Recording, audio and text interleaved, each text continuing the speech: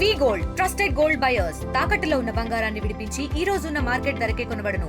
మరిన్ని వివరాలకు సంప్రదించండి 7771077720. నమస్తే, welcome to RTV. Manchu Vishnu dream project Kannappa ఎన్నో ఆటంకాలతో జూన్ 27th రిలీజ్ అవబోతుంది. దీనికి సంబంధించిన ట్రైలర్ నిన్న రిలీజ్ అయింది. సో చూడని వాళ్ళు ఉంటే ఒకసారి ట్రైలర్ చూసేయండి. ట్రైలర్ ఎలా ఉంది, సినిమా ఎలా ఉండబోతుంది మాట్లాడదాం. ఈరోజు మనతో పాటు సినీ క్రిటిక్ అప్పాజీ గారు ఉన్నారు. నమస్తే సార్. నమస్తే నేంద్ర. కన్నప్ప ఎప్పటి నుంచో అంటే పోస్ట్ పోన్ అవుతూ వస్తుంది. ఆ మూవీకి సంబంధించి మొన్న హార్డ్ డిస్క్ మిస్ అవ్వడం, ఇటువంటి ఎన్నో ఆటంకాలు వస్తూ కొన్ని ట్రోల్స్, అవును, కొంచెం నెగిటివిటీ, అవును, ఇవన్నీ దాటుకుని ఇప్పుడు రిలీజ్కి రెడీగా ఉండింది. సో ట్రైలర్ రిలీజ్ అయింది. సో ట్రైలర్కి సంబంధించి కొంచెం పాజిటివ్గానే అందరూ కూడా రియాక్ట్ అవుతున్నట్టు చూస్తున్నాం. సో ఎలా అనిపించింది మీకు ట్రైలర్? అదే నాకు కూడా చాలా ప్రామిసింగ్గా అనిపించింది.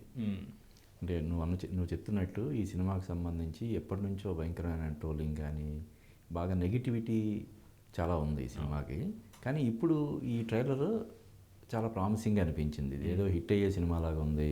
మంచు విష్ణు కెరీర్లో మరో ఒక డీ లాగా ఇలాగా అతనికి ఒక మంచి బ్రేక్ ఇచ్చే సినిమా అవుతుందేమోనని అనిపించేలాగా ఉంది. అంటే అందులో చాలామంది స్టార్స్ ఉండడం, ఇప్పుడు అక్షయ్ కుమార్, మోహన్ లాల్, మనం ముఖ్యంగా ప్రభాస్ క్యారెక్టర్ కూడా కొంచెం లెంగ్తీగానే, ఏదో ఇలా వచ్చి అలా వెళ్ళిపోవడం అలా కాకుండా కొంచెం లెంగ్తీగానే ఉంటుంది అని చెప్పి చెప్తున్నారు ఇన్సైడ్ న్యూస్ మనకి. వీటన్నిటిని చూస్తే ఇది ఒక అద్భుతం సృష్టించే అవకాశం ఉందని అయితే నాకు అనిపిస్తుంది. అంటే బడ్జెట్ పరంగా కూడా చాలా హైయెస్ట్ బడ్జెట్, ఎక్కువ బడ్జెటే పెట్టారు. దాదాపు 150 కోట్లు పైనే పెట్టారని టాక్ వినిపిస్తుంది. సో వాళ్ళు కూడా చెప్పడం జరిగింది. సో ఆ బడ్జెట్ అనేది కనిపించింది అంటారా? అవును, అంటే ఆ బడ్జెట్ స్టార్స్లోనే ఇప్పుడు ప్రభాస్ రెమ్యునరేషన్ తీసుకోలేదని వాళ్ళు చెప్తున్నారు. ప్రభాస్ని పక్కన పెట్టిన అక్షయ్ కుమార్ అయితే మొహమాటం ఏం లేదు కదా. మోహన్ లాల్ కానీ వీళ్ళందరికీ Akshay Kumar 4 days షూట్కి 6 crores something మరి ఉంటుంది కదా. ఇప్పుడు అతను బాలీవుడ్లో one of the super stars. అలాగే మోహన్ లాల్, వీళ్ళేమీ ఆబ్లిగేషన్తో చేయరు కదా. సో వీళ్ళు రెమ్యునరేషన్లే ఉంటాయి గట్టిగా. కాబట్టి ఖచ్చితంగా వాళ్ళు చెప్తున్న 150 కోట్లు బిజినెస్ కూడా అయ్యే అవకాశాలు ఉన్నాయి. ఇప్పుడు ఎందుకంటే ప్రభాస్కున్న స్టార్డమ్ కానీ, అటు అక్షయ్ కుమార్ కానీ, మోహన్ లాల్ వీళ్ళందరూ ఉండడం వల్ల డిజిటల్ పరంగా, ఆడియో పరంగా, శాటిలైట్ పరంగా, థియేట్రికల్గా వీటన్నిటి చూస్తే వాళ్ళు సేఫ్ ప్రాజెక్టే అవకాశం అయితే నాకు కనిపిస్తుంది.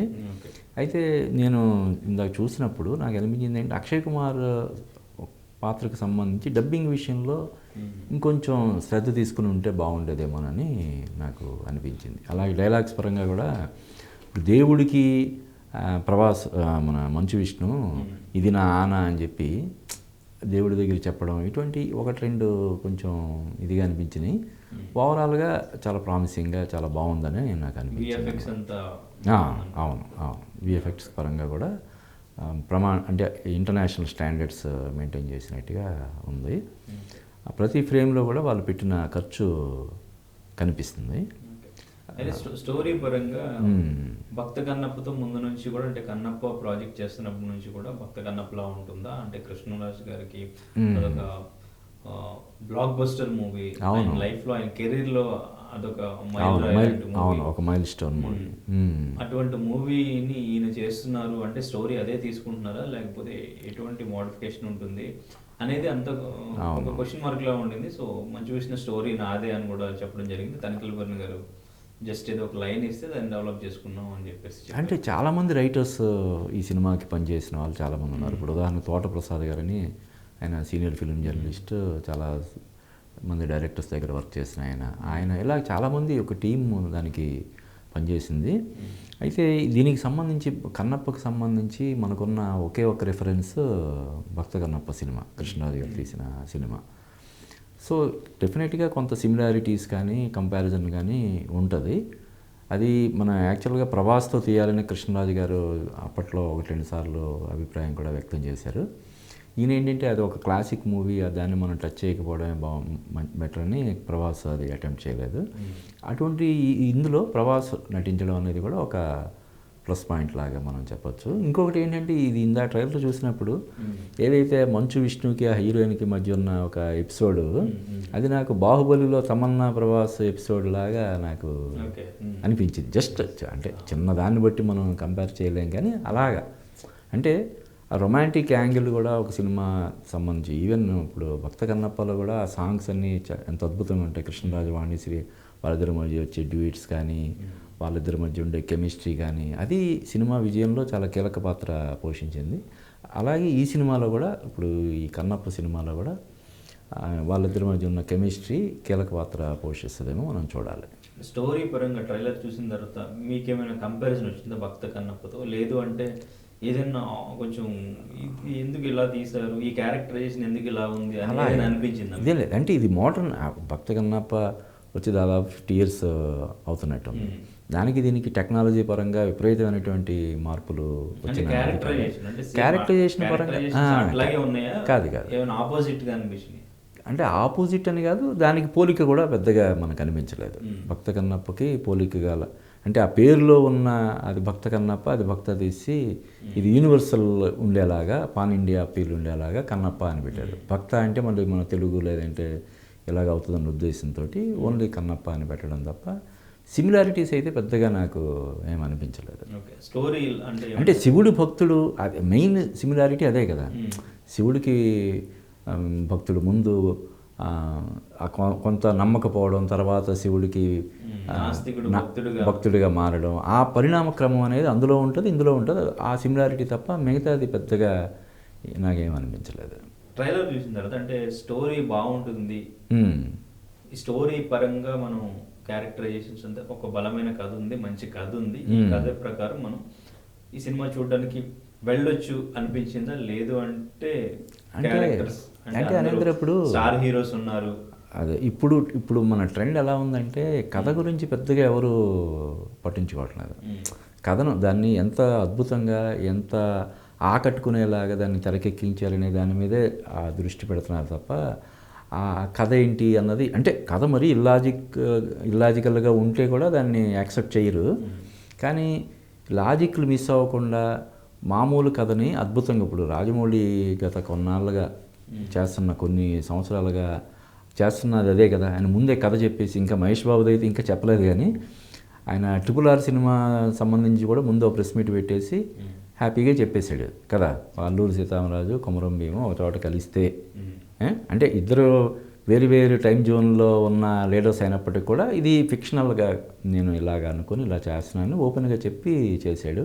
నాకు తెలిసి ఇది కూడా ఇంకా ఈ సినిమాకి సంబంధించి కూడా ఆయన ఏదో రోజు ప్రెస్ మీట్ పెట్టి చెప్పే అవకాశం ఉంది. అంటే ఏంటి కథ ఏంటన్నది జనాలు పెద్దగా ఆలోచించట్లేదు, పట్టించుకోవట్లేదు. అంటే ఇప్పుడు ఈ ట్రైలర్ చూసిన తర్వాత లేదు సినిమా బాగుంటుంది, ట్రైలర్ బాగుంది అదే కదా మరి. అవునవును, ఎందుకంటే ఇప్పటివరకు నెగిటివిటీ ఉంది, ఆయన ట్రోల్ చేయడం జరిగింది. అవును, సో ఆ ఒపీనియన్ అంతా ఈ ట్రైలర్ చూసిన తర్వాత చేంజ్ అయ్యి సినిమా బాగుంటుంది అని చేంజ్ చేయాలంటే అంటే స్టార్ హీరోస్ ఈవెన్ ప్రభాస్ వీళ్ళందరూ ఉన్నారు కాబట్టి ఒకసారి వెళ్దాం సినిమాకి అనే థాట్కి వస్తారంటారా ట్రైలర్ చూసిన తర్వాత? చెప్పాను కదా, అంటే ఇప్పుడు దీని మీద ఉన్న మొత్తం నెగిటివిటీ మొత్తం ఇదంతా కూడా ఒకేసారి ఒక ట్రైలర్ తోటి పోదు. ఇంకా సినిమా 27వ తారీఖు, ఇంకా మనకి చాలా రోజులు టైం ఉంది కాబట్టి ఇంకా ప్రమోషన్ మెటీరియల్, సాంగ్స్ కానీ మరొకటి కానీ ఇవన్నీ వచ్చే అవకాశం ఉంటుంది కాబట్టి వీటన్నిటిని దృష్టిలో పెట్టుకొని ఒక ఒపీనియన్కి ఫామ్ అయ్యి, ప్రస్తుతానికైతే ఈ సినిమా ఏదో మ్యాజిక్ చేసేలాగా ఉంది. చాలామంది ఉన్నారు, ఇప్పుడు ఈవెన్ మోహన్ బాబు గారు కూడా అందులో కీలక పాత్ర పోషించాడు. ఇంతమంది ఉన్నారు, మనం ఇచ్చే ఒక 100 రూపాయలు, 150, 200కి పోటీ ఏం కాదు, సరదాగా వెళ్ళి చూసి రావచ్చు అనే ఒపీనియన్తో చాలామంది ఉన్నారని నాకు అనిపిస్తుంది. అయితే కలెక్షన్ పరంగా ఎంతవరకు అంటే నిజంగా బాగుంది అంటే ప్రభాస్ ఉన్నారు కాబట్టి డెఫినెట్ గా వస్తారు. కలెక్షన్ పరంగా ఎంత కలెక్ట్ చేయొచ్చు అంటారు? మంచు విష్ణుకి ఇప్పుడు ఇది 100 crores క్లబ్ దాటి ఎంతవరకు కలెక్ట్ చేస్తుంది? అదే అంటే ఇప్పుడు ఆ సినిమా 100 కోట్లు కలెక్ట్ చేసినా కూడా తక్కువ కలెక్ట్ చేసినట్టే అవుతుంది కదా, సినిమా బడ్జెట్ని బట్టి కదా. ఇప్పుడు ఒక సినిమా 10 కోట్లు పెట్టి తీసిన సినిమా అది ఒక 50 కోట్లు 60 కోట్లు చేస్తే అది పెద్ద సక్సెస్. ఇప్పుడు 150 కోట్లు పెట్టి తీసిన సినిమా నువ్వు అన్నట్టు అది 130 కోట్లు 140 కోట్లు కలెక్ట్ చేసినా కూడా ఫ్లాప్ కిందే మనం చెప్పాలి. ఇప్పుడు టూరిస్ట్ ఫ్యామిలీ అనే సినిమా గురించి అందరం మాట్లాడుతున్నాం. అది 8 కోట్లు పెట్టి తీసిన సినిమా ఇప్పుడు 80 కోట్లు పైగా కలెక్ట్ చేసింది థియేటర్ కలగా. అది చాలా పెద్ద విజయం. మరి 150 కోట్లు పెట్టి తీసిన సినిమా 150 కోట్ల కలెక్షన్ సాధించాలనే దీంతో బరిలోకి దిగే సినిమా ఖచ్చితంగా ఒక 200 కోట్లు కలెక్ట్ చేస్తే తప్ప సక్సెస్ అయినట్టు కాదు. కానీ ఇప్పుడున్న పరిస్థితుల్లో ఇప్పుడున్న రేట్లు కానీ ఇప్పుడున్న దీని ప్రకారం కానీ లైక్ ఇప్పుడు ఈ కుబేర తర్వాత వస్తున్న సినిమా గత 2-3 నెలలుగా మనకి చెప్పుకోదగ్గ సినిమాలు ఏమీ లేవు. కాబట్టి బాగుందంటే ఫస్ట్ షో డిసైడ్ చేస్తుంది ఆ సినిమా ఎంత కలెక్ట్ చేస్తుంది ఏంటి అనేది. బాగుందంటే ఈజీగా ఒక 150 నుంచి 200 కోట్లు కలెక్ట్ చేస్తుంది. లేదు అంటే మొదటి 500 కోట్లు దాటి ఏమైనా వెళ్తాయంటారా? అది మరి అంత అంటే ఎగ్జాగరేట్ చేయడం అనేది ఎప్పుడు ఉంటుంది. ఒక 150 చేస్తే 200 అని. ఇప్పుడు ఈ బడ్జెట్ కూడా ఒక 100 కోట్లు అయిందంటే 150 కోట్లు అయిందని, 150 కోట్లు అయితే 200, 300 అయిందని చెప్పి ఎవరు అడుగుతారు లెక్కలు? ఇప్పుడు నా సినిమాకి ఇంత అయిందని చెప్పి ఎవరైనా ప్రొడ్యూసర్ అన్నాడు అనుకో, ఏదమ్మా ఒకసారి లెక్కలు చెప్పు అని అడగరు కదా. కాబట్టి కొంచెం ఎగ్జాగరేషన్ అనేది సినిమా బడ్జెట్కి సంబంధించింది ఉంటుంది, కలెక్షన్స్ పరంగా కూడా ఉంటాయి. ఓకే, అంటే మంచి బ్లాక్ బస్టర్ అయ్యి కలెక్షన్స్ వస్తే మంచు విష్ణు మార్కెట్ పెరిగినట్టే అనుకోవచ్చు అంటారా? లేదు అంటే ఈ హిట్ ప్రభాస్ ఖాతాలోకి, అక్షయ్ కుమార్ ఖాతాలోకి, మోహన్ లాల్ వీళ్ళ ఖాతాలోకి వెళ్తున్నారు? వీళ్ళందరూ ఉన్నారు కాబట్టి. వీళ్ళందరూ ఉన్నా కూడా ఒక సినిమా చాలా పెద్ద విజయం సాధిస్తే అది ఖచ్చితంగా మొత్తం క్రెడిట్ అంతా మంచు విష్ణు ఖాతాలోకి వెళ్తుంది. ఇప్పుడు ఉదాహరణకి ఇప్పుడు ఈ సినిమాకి డైరెక్టర్ ఎవరు అన్నదంటే మనం చూసి వికీపీడియా చూసి చెప్పాలి, అంతే కదా. ఎందుకని మంచు విష్ణు మాత్రమే ఆ సినిమాకి కర్త కర్మ క్రియలాగా ఉన్నాడు కాబట్టి అంటే సినిమా అంటే ఫ్లాప్ అయినా అతని ఖాతాలోకే పడుతుంది, హిట్ అయినా మొత్తం అతని అకౌంట్లోకే పడుతుంది, అందులో సందేహం లేదు. Okay, right. సో డెఫినెట్గా బ్లాక్ బస్టర్ అయితే అయ్యే అవకాశాలు అయితే ఉన్నాయి, మార్కెట్ పెరిగే ఛాన్స్ ఉంది. మంచి అంతే కదా. ఒక సినిమా హిట్ అయితే డెఫినెట్గా ఆ సినిమా మంచు విష్ణునే కదా, ఆ సినిమాలో యాక్ట్ చేసిన ఇంకా చిన్న వాళ్ళు ఎవరైనా ఉంటే కూడా వాళ్ళందరి మార్కెట్ కూడా పెరుగుతుంది. పర్టికులర్గా మంచు విష్ణుకి పాన్ ఇండియా రేంజ్లో ఇప్పుడు మలయాళం కావచ్చు, హిందీ కావచ్చు, అన్ని లాంగ్వేజ్లో కూడా మార్కెట్ అనేది కొంచెం పెరగడానికి అవకాశాలు ఉన్నాయి. Okay, right sir. Thank you sir. Thank you. India Pakistan ఉద్రిక్తతలపై లేటెస్ట్ అప్డేట్స్ కోసం డౌన్లోడ్ చేసుకోండి RTV లైవ్ యాప్.